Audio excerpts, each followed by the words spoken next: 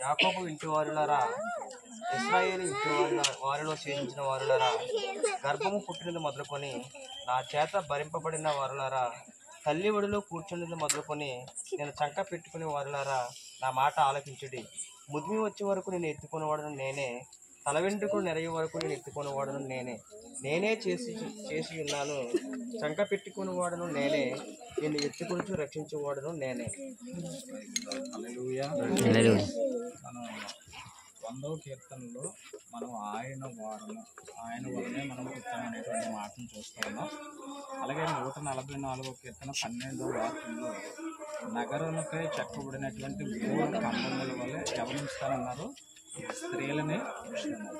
ఒకటి, నగరు అంటే గనక దేవుని యొక్క సంఘం, స్తంభాలుగా ఉంచుతానన్నాడు. అవి పడిపోయేటువంటి స్తంభాలు కూడా కాదు, వాలిపోయేటువంటి స్తంభాలుగా కూడా కాదు, స్థిరమైనటువంటి స్తంభాలు. ఎందుకంటే దేవుని యొక్క పరిశుద్ధ గ్రంథంలో కొరింథీయులకు రాసిన పత్రికలో మనం చూస్తే కనుక యేసుక్రీస్తుకి తండ్రి అయినటువంటి దేవుడు శిరస్సుగా ఉన్నాడు. అలాగే సంఘానికి క్రీస్తు శిరస్సు అయి ఉన్నాడు. స్త్రీకి క్రీస్తు ఏమై ఉన్నాడు?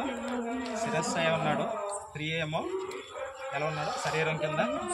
భర్తకేమో భార్య శిరస్సుగా ఉంటే భార్య శరీరం కింద. అంటే కనుక సంఘములో స్త్రీ యొక్క ప్రాధాన్యత ఏంటంటే కనుక స్థిరమైనటువంటి స్తంభాలుగా, అందమైనటువంటి స్తంభాలుగా, దేవుని చేతిలో వాడబడేటువంటి స్తంభాలుగా స్త్రీలను ఉంచుతాను అనేటువంటి మాటను దేవుని యొక్క పరిశుద్ధ గ్రంథంలో మనం చూస్తూ ఉన్నాం. యోబు గ్రంథంలో మనం చూస్తే యోబు యొక్క కుమార్తెలంత సౌందర్యవతులు ఆ దేశంలోనే లేరంట. ఒకటే, సౌందర్యం అనేది దేవుడిచ్చేది. ఎవరిచ్చేది? ఈ లోకంలో ఉన్నటువంటి కాస్మెటిక్స్ వాడడం ద్వారా మనకి సౌందర్యం అనేది రాదు. ఎస్తేరుని అలాగ రాజు వివాహం ఆడలేదు. ఆంతరంగిక సౌందర్యం ద్వారా ఎస్తేరుని వివాహం ఆడడం అనేది జరిగింది. కానీ యోబు కుమార్తెలకు ఇవ్వబడినటువంటి గొప్ప ధన్యత ఏంటంటే కనుక యోబు యొక్క కుమారులతో పాటు కుమార్తెలకి కూడా స్వాస్యాన్ని ఇచ్చాడు. అక్కడ కారణం ఏంటంటే కనుక కుమార్తెలు స్వాస్యం పొందుకునేలాగా యోబు యొక్క పెంపకం అక్కడ ఉంది. యోబు యొక్క పెంపకం, ఆ తల్లిదండ్రుల యొక్క పెంపకం ఉంది. ఇక్కడ వీళ్ళ చిన్న బిడ్డలు కనుక ఎవరో కాస్ట్లీ చిన్న బిడ్డ కనుక బాధ్యత ఎవరిదంటే కనుక థామస్ గారిదేనే, ఎవరిదే? శాంతి గారిది అనమాట.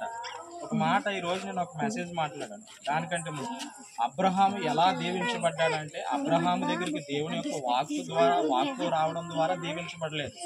దానికంటే ముందు ఒకసారి శ్రద్ధగా వినాలా, ఈ పిల్లలు మాట్లాడకూడదు.